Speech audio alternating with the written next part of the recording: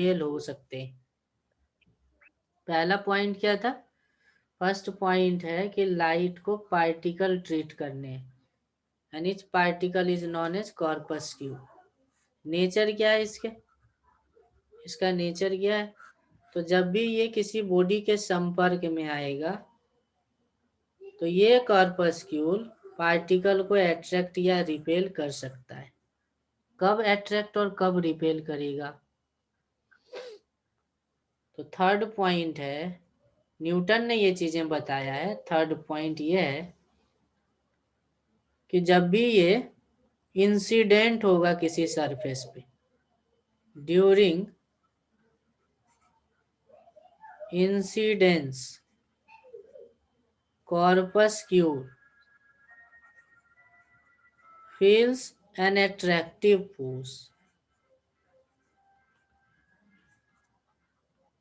During incidence corpuscle feels an attractive force. क्या बोल रहा है? मान लो एक बॉडी है और इधर फॉल कर रही है कॉर्पस्क्यूल, तो जब फॉल कर रही होगी, इधर आ रही होगी, तो ना कहता है कि बॉडी का जो पार्टिकल्स है, इसके पार्टिकल को क्या करेगा? अट्रैक्ट करेगा, अट्रैक्शन होगा।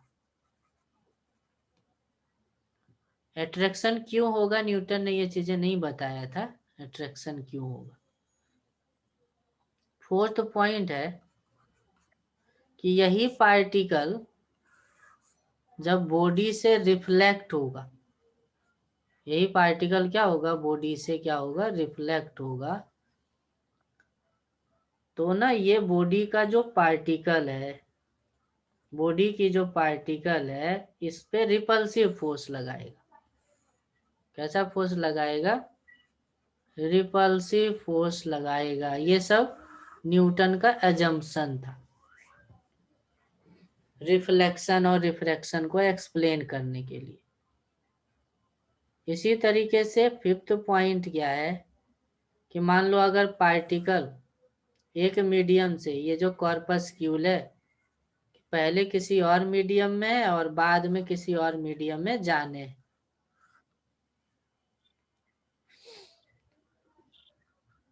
तो इसको कैसे एक्सप्लेन किया उन्होंने? यहाँ पे बोला कि जब भी पार्टिकल रेयरर से डेंसर में जाती है, तो ये वाली कॉर्पस्क्यूल बाउंड्री पार्टिकल से अट्रैक्शन फील करती है। बाउंड्री वाले जितने भी पार्टिकल होंगे वो अट्रैक्ट करेंगे इसको।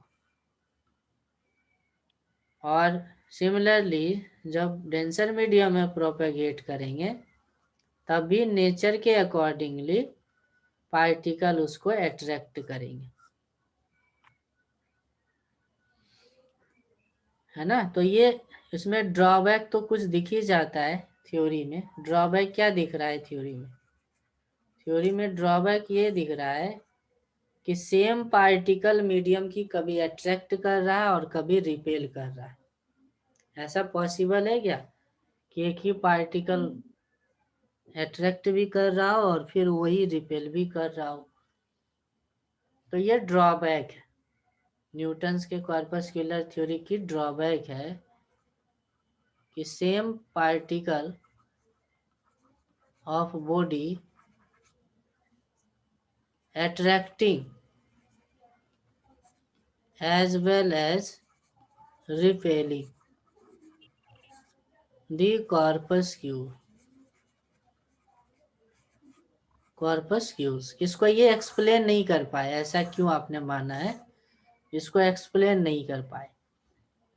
और भी ड्रॉबैक है। क्या ड्रॉबैक है? कि ये इतने एजम्पशंस के बाद ना वो रिफ्लेक्शन को एक्सप्लेन कर पाए, रिफ्लेक्शन को वो एक्सप्लेन कर पाए, रिफ्रैक्शन को भी एक्सप्लेन कर पाए। लेकिन और भी बहुत सारी फेनोमेनन थी लाइट की, जैसे इंटरफेरेंस, डिफ्रैक्शन, पोलराइजेशन, स्कैटरिंग। इन सारे फेनोमेनन को एक्सप्लेन नहीं कर पाए। समझ में आ गया ड्रॉबैक हाँ सर। और उसकी थ्योरी? क्योंकि ना हाँ सर। क्योंकि क्वेश्चन कहीं से भी बनाया जा सकता है, इसलिए सारी चीजें पता होनी चाहिए। तो ये थी न्यूटन की थ्योरी।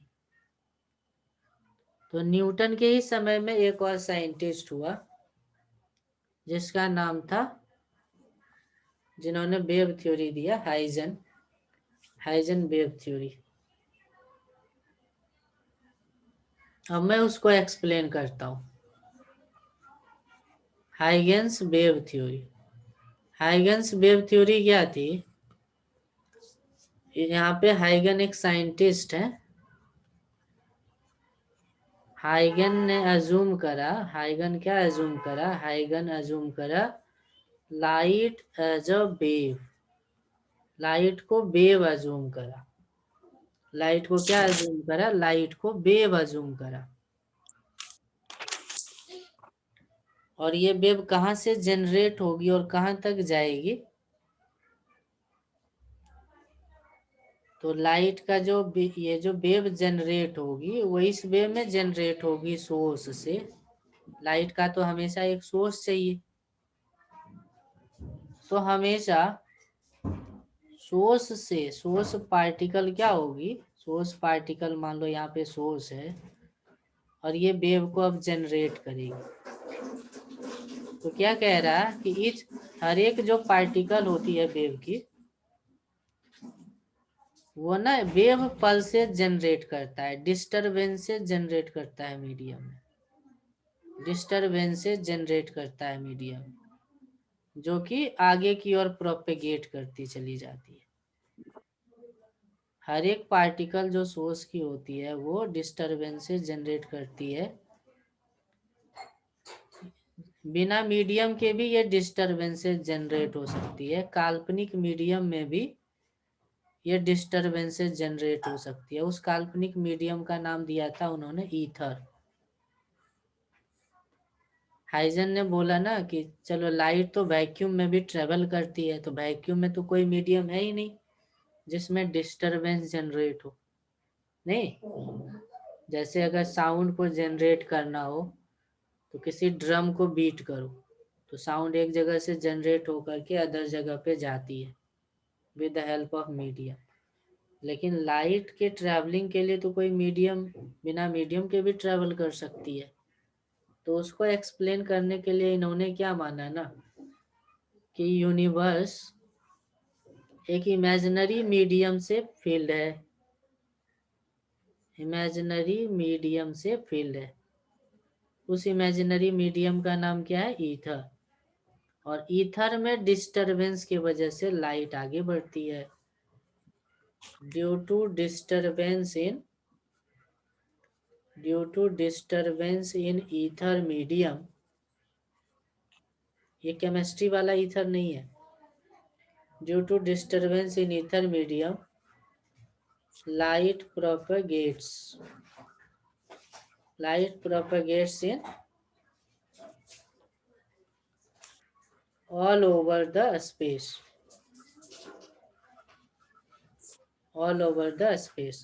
पूरे स्पेस में ट्रेवल कर सकता है। और ट्रेवलिंग का मैकेनिज्म क्या है कि हर पॉइंट जो सोर्स की होगी वो ना डिस्टरबेंसेस जनरेट करेगी, स्फेरिकल डिस्टरबेंसेस चारों तरफ। और ये जो डिस्टरबेंस जनरेट हो रही है इसका भी हर एक पॉइंट अपने आप में एक सोर्स की तरह काम करेगा, और वो भी एक सेकेंडरी डिस्टरबेंसेस को जनरेट करेगी। उस सेकेंडरी का भी हर पॉइंट डिस्टरबेंसेस को जनरेट करेगा इस तरीके से। और इस तरीके से कंटिन्यूअस डिस्टरबेंसेस के जनरेशन और प्रोपगेशन से लाइट आगे बढ़ती है।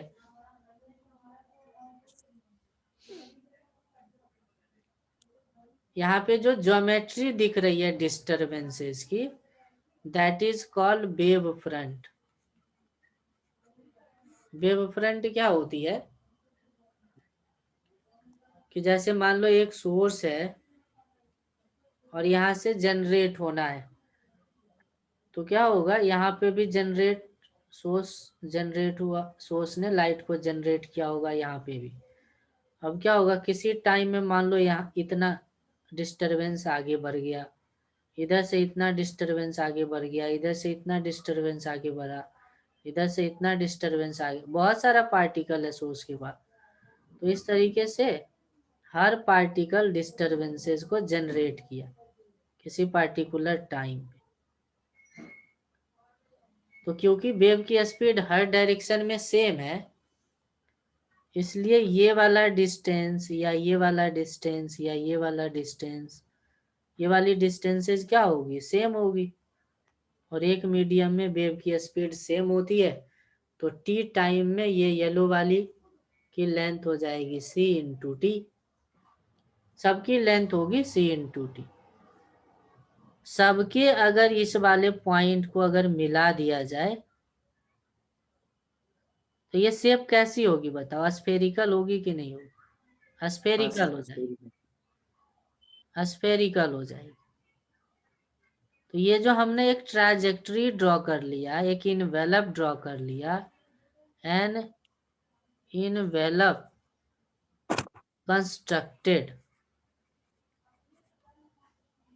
ये जो इनवेलप हमने कंस्ट्रक्ट किया है इसी को हम लोग बोलते हैं वेव फ्रंट, इसी को हम लोग क्या बोलते हैं, वेव फ्रंट। और ये इनवेलप इमेजिनरी होता है, ये इनवेलप क्या होता है, इमेजिनरी होता है, रियल में ऐसा इनवेलप कहीं नहीं दिखता, ये इनवेलप इमेजिनरी होता है। और इस इनवेलप पे जितने भी पार्टिकल्स होंगे वो भी अपने आप में एक सोर्स होगा। जैसे यहाँ वाला पार्टिकल क्या करेगा, वो भी अपना एक डिस्टरबेंस आगे क्रिएट करेगा, अलग अलग टाइम में अलग अलग जगह होगा। फिर यहाँ वाला पार्टिकल भी ये डिस्टरबेंस क्रिएट करेगा। तो इसको बोलते हैं हम लोग सेकेंडरी वेव फ्रंट। अगर मान लो ना ऐसे बहुत सारा इस तरीके से क्रिएट हुआ, ऐसे बहुत सारा क्रिएट हुआ, फिर इधर भी क्रिएट हुआ, इधर भी क्रिएट हुआ, हर जगह हर पॉइंट क्रिएट करेगा अपना एक डिस्टरबेंस। अब हम लोग क्या कर रहे हैं, इनके किसी पर्टिकुलर टाइम पे हमने क्या करा, सारे सेकेंडरी डिस्टरबेंसेस को मिला करके एक वेव फ्रंट बनाया।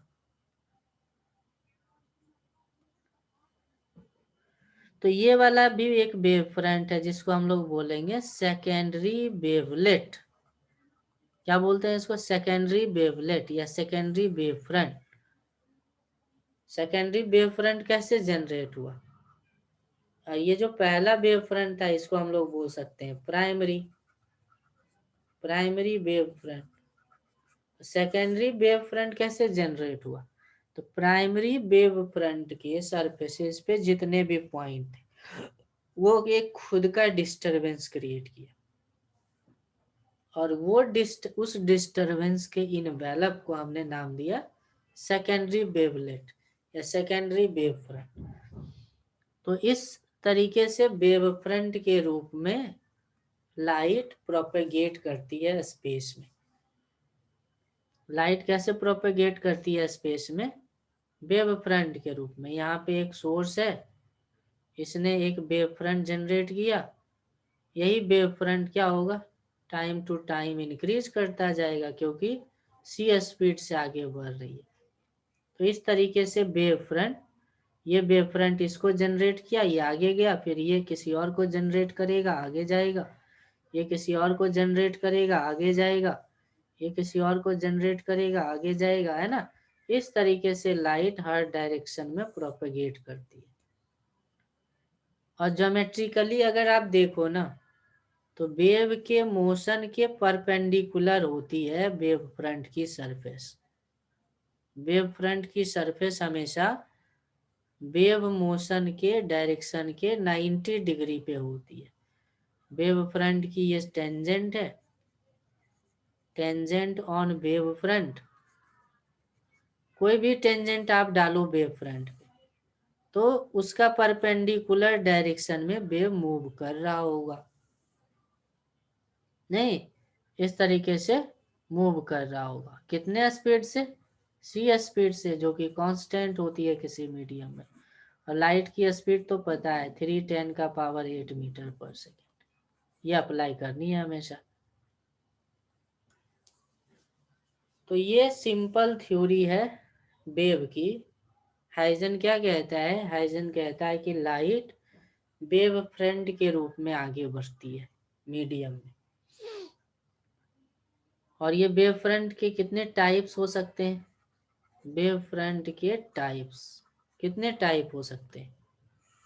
तो मान लो अगर हमने पॉइंट सोर्स लिया, सोर्स हमने कैसा लिया? Point source. पॉइंट सोर्स तो स्फेरिकल वेव फ्रंट ही जनरेट करेगा। पॉइंट सोर्स कैसा जनरेट करेगा? Spherical wave front. और इसी तरीके से मान लो सिलिंड्रिकल ले लो,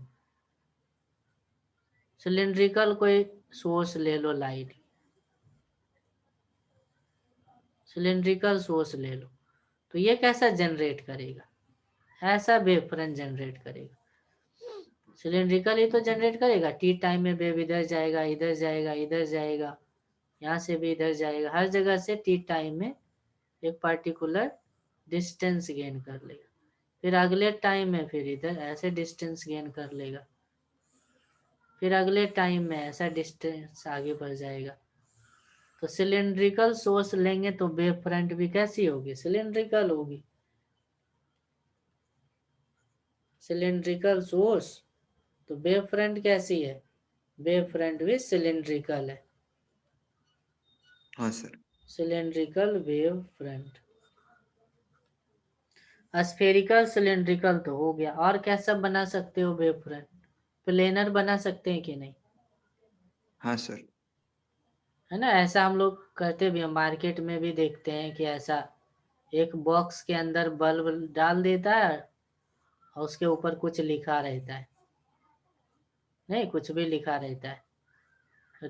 रात में देखते होगे, ऐसे बॉक्स के अंदर डाल देता है एक बल्ब और ये पूरा ग्लो करता रहता है। यहाँ पे नाम कुछ भी लिखा है, रेस्टोरेंट का नाम या वो। तो ये एक प्लेन की तरह होता है सोर्स। इसका जो वेव जाएगा एक प्लेन के रूप में जाएगा। यहाँ ये मान लो सोर्स है, सोर्स का ये फेस है, तो अगले कुछ टाइम में ये ऐसे हो जाएगा, ऐसा कुछ हो जाएगा, प्लेन के रूप में आगे बढ़ेगा। क्या होगा? प्लेन के रूप में आगे बढ़ेगा। आप देखेंगे कि वेव इधर जाएगा और इसके 90 डिग्री पे इसका वेव फ्रंट होगा, इसके 90 डिग्री पे इसका वेव फ्रंट आगे चलता जाएगा।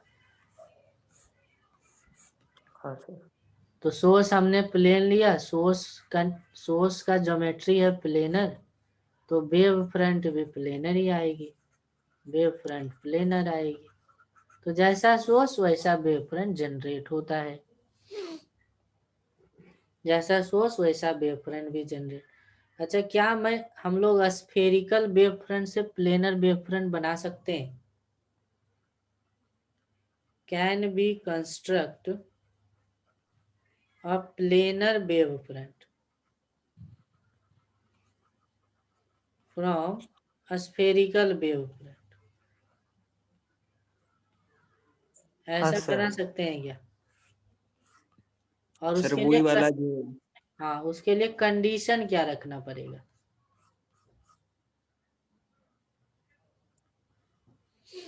तो जैसे देख लो ना, सन की बात करते हैं। सन से हाँ सर। लाइट एकदम ऐसे निकलती है। बहुत ज्यादा अगर डिस्टेंस पे चले जाएं, बहुत ज्यादा डिस्टेंस पे, बहुत ज्यादा इनफाइनाइट डिस्टेंसेस पे, तो देखेंगे ना आपको लाइन में कोई गैप नहीं दिखेगा, लगेगा दो लाइन पैरेलल है। हाँ सर। लाइन पैरेलल आ रहा है इसका मतलब क्या है? अगर लाइन पैरेलल आ रहा है इसका मतलब वेव फ्रंट ऐसे आ रहा है। हाँ सर। इधर हमारा वेव मूव कर रहा है और ये वेव फ्रंट है। पैरेलल तभी होगा ना, पैरेलल मोशन तभी होगा जब वेव फ्रंट पैरेलल होगा, प्लेनर होगा, एक प्लेन में होगा।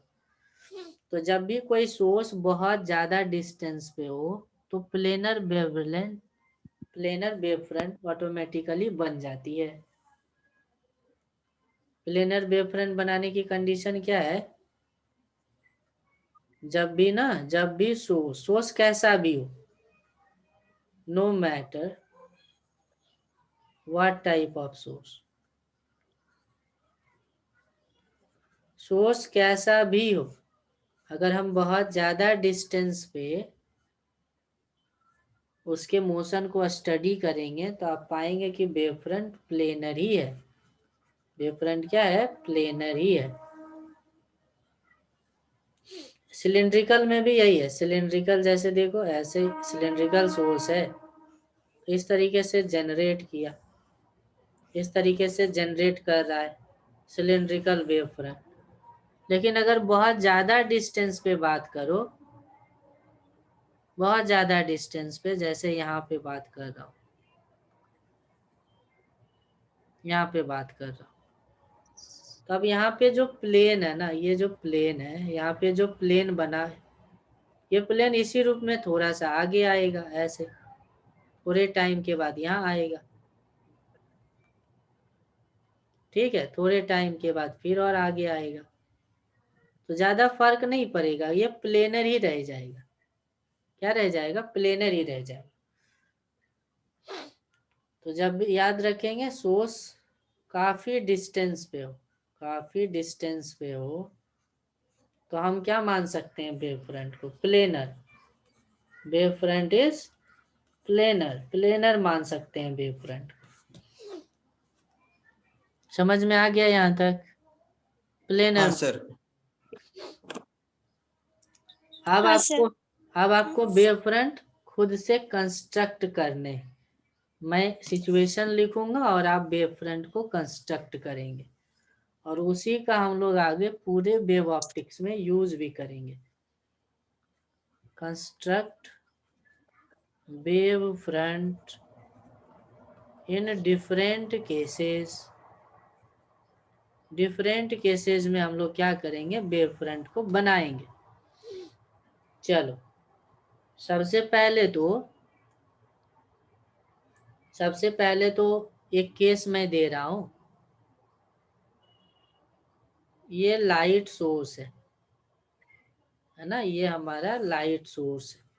देखो, एरो क्या रिप्रेजेंट करता है? लाइट का मोशन, वेव का मोशन। आपको ड्रॉ करना है, draw wave front. Wave front को ड्रॉ करो।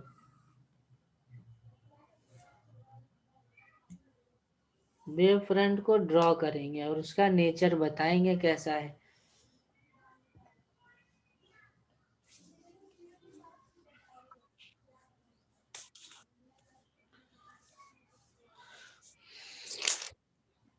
ये वाला पार्ट बहुत ज्यादा इंपॉर्टेंट है जेई पॉइंट ऑफ व्यू से।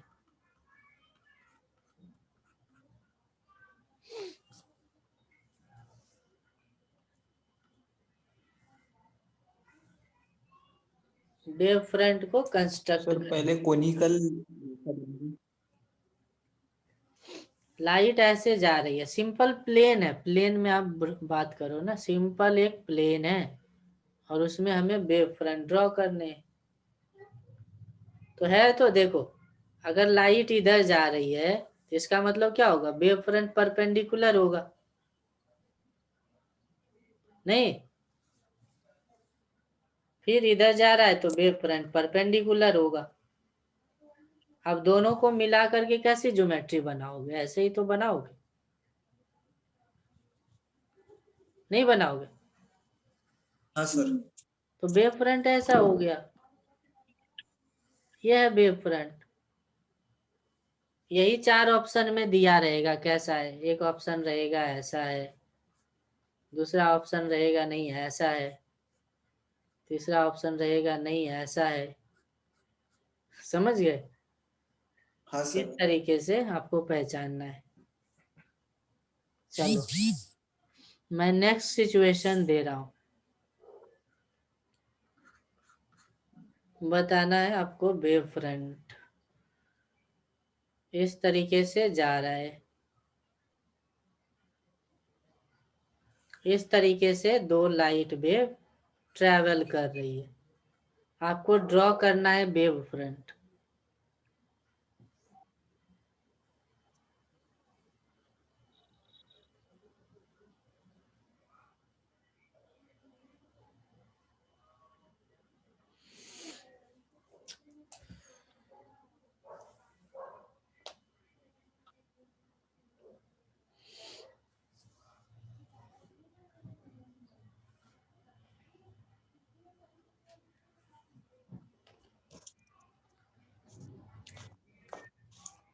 जल्दी से ड्रॉ करो वेव फ्रंट।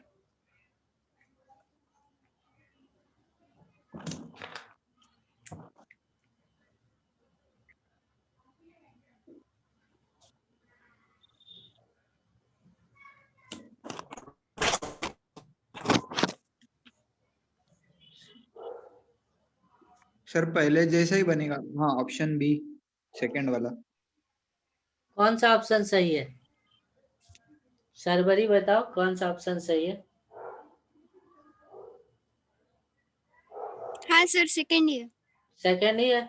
सिंपल। सबसे पहले ना देखा करो कि हमें तो पता है कि परपेंडिकुलर डायरेक्शन में ही वेव फ्रंट होती है। यहाँ पे भी परपेंडिकुलर डायरेक्शन होगा। अब दोनों को मिलाना है, दोनों को फ्री हैंड से मिला देने हैं। आ गया समझ में? हाँ सर। तो बस हमेशा ये चीजें याद रखो, वेव मोशन के डायरेक्शन के परपेंडिकुलर होती है वेव फ्रंट। तो सेकंड ऑप्शन करेक्ट हो गई। चलो, एक सरफेस है, मान लो ना कोई एक मिरर है, प्लेन मिरर। ये एक प्लेन मिरर है और यहां से एक लाइट को आनी है, यहां से एक लाइट को यहाँ पे इंसिडेंट करनी है, ये इंसिडेंट होनी है। इस तरीके से लाइट को इंसिडेंट होनी है। और इंसिडेंस होने के बाद क्या होगा? रिफ्लेक्शन होगा। रिफ्लेक्ट। हाँ। मान लो हाँ ऐसे सर। लाइट आ रही है, ऐसे लाइट आ रही है, मैंने इंसिडेंस वाले को दिखा दिया, और फिर ये देखो रिफ्लेक्ट हो गया, रिफ्लेक्टेड को भी मैं दिखा दिया। अब वेव फ्रंट ड्रॉ करो आप दोनों पार्ट में। इंसिडेंट वाले पार्ट में भी वेव फ्रंट ड्रॉ करने हैं, और रिफ्लेक्टेड वाले पार्ट में भी वेव फ्रंट ड्रॉ करने हैं, दोनों पार्ट में।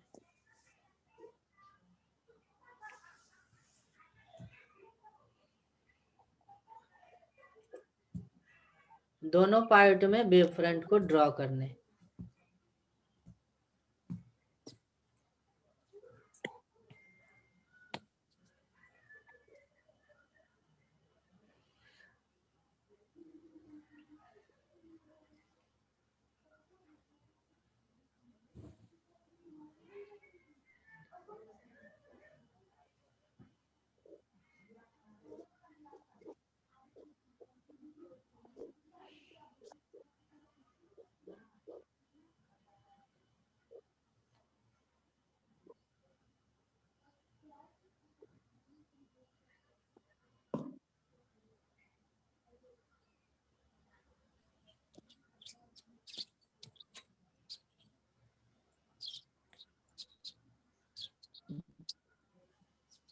क्या हो जाएगी बताओ?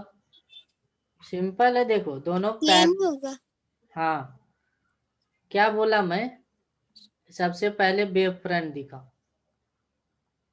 तो ये परपेंडिकुलर ही तो होगा, और इसका भी होगा परपेंडिकुलर। तो दोनों को मिलाओगे तो लाइन सीधी ऐसे चली आएगी, और क्या? प्लेन वेव फ्रंट नहीं होगी, प्लेन वेव हाँ फ्रंट। सर। हाँ। ऐसे यहाँ तक आई। फिर इधर भी देखो, इधर भी तो प्लेन ही वेव फ्रंट होगी ना। लाइट पैरेलल जा रही है, हाँ इसका सर। मतलब प्लेन होगा।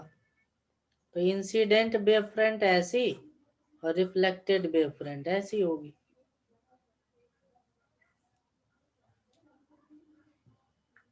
ठीक है। हाँ सर। चलो, अब मान लो यहाँ पे एक रिफ्रैक्शन को शो करना है। लाइट ऐसे आई, लाइट इस तरीके से आती है और इधर चली जाती है।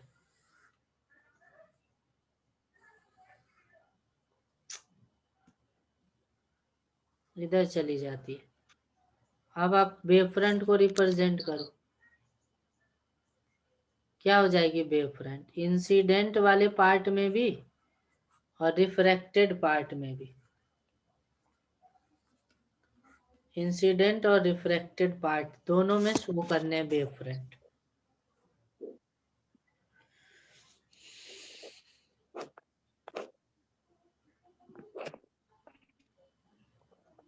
सर दोनों में पैरेलल हो जाएगा। वेव फ्रंट तो पैरेलल ही होगा,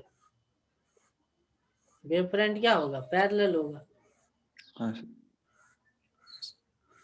ऐसे होगा, वेव फ्रंट पैरेलल होगा। सही है? और कोई डिफरेंस होगा क्या? हाँ सर। और कोई डिफरेंस बता सकते हो? यहाँ पे वेव फ्रंट के बीच का गैप बढ़ जाएगा।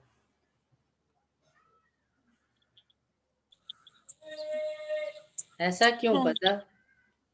ऐसा इसलिए क्योंकि देखो ना, ये नॉर्मल के तरफ मुड़ा है,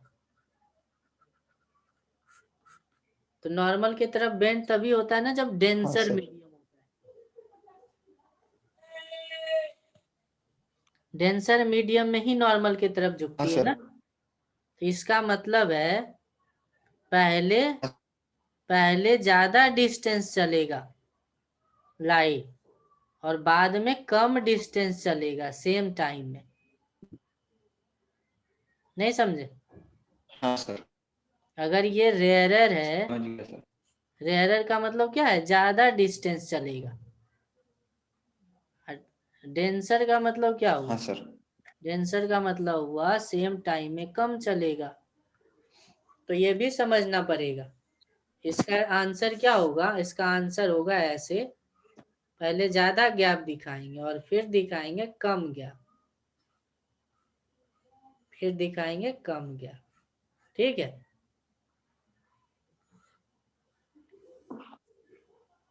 हाँ सर। चलो क्वेश्चन नंबर 5। हम मान लो तुम्हारे पास एक कॉनकेव मिरर है। कौन सी मिरर है? कॉनकेव, कॉनकेव मिरर है। और हमने क्या किया है? हमने ऑब्जेक्ट को रखा है फोकस पे। ऑब्जेक्ट को कहाँ रखा है? फोकस पे रखा है। Focus. Then represent incident wave front, incident wave front on mirror as well as reflected wave front on mirror। Incident और रिफ्लेक्टेड दोनों को शो करना है।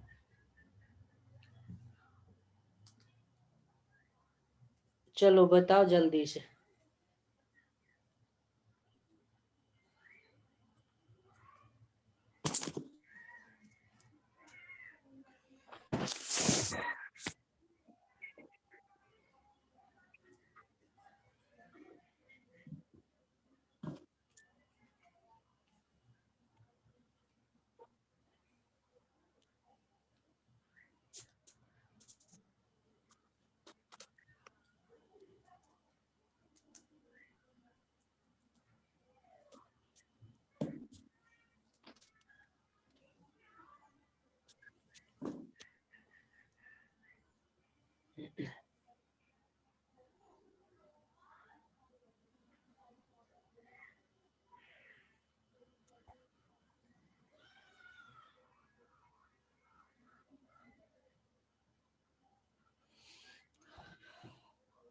पहले ना रे ऑप्टिक्स के हेल्प से डायग्राम बना लो। ऑब्जेक्ट को फोकस पे रखोगे तो लाइट, ऑब्जेक्ट पता है ना, ऑप्टिक्स में लाइट सोर्स होती है, वहीं से हाँ। लाइट निकलती है, ऑब्जेक्ट से ही। तो फोकस पे रखोगे तो क्या बनेगी बताओ डायग्राम? फोकस से निकलने के बाद लाइट पैरेलल हो जाती है, यही तो होती है। इंफिनिटी। फिर हाँ इधर भी सर। ड्रॉ कर लो। फोकस से निकलने के बाद, रिफ्लेक्शन के बाद लाइट पैरेलल हो जाती है। तो जल्दी से बताओ इंसिडेंट वेव फ्रंट क्या होगा? सर मिरर के शेप जैसा। हाँ, ऐसा होगा क्या?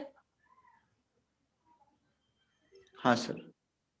ये हो गया इंसिडेंट वेव फ्रंट।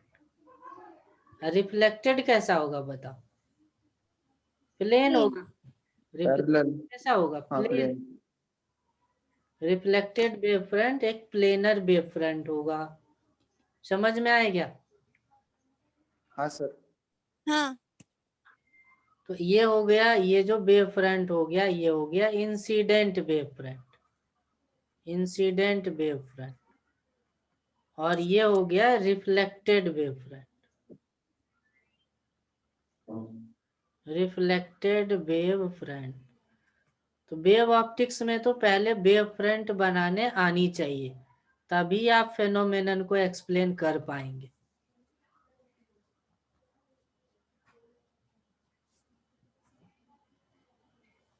चलो एक और क्वेश्चन लेता हूं इसी में। मान लो ऑब्जेक्ट को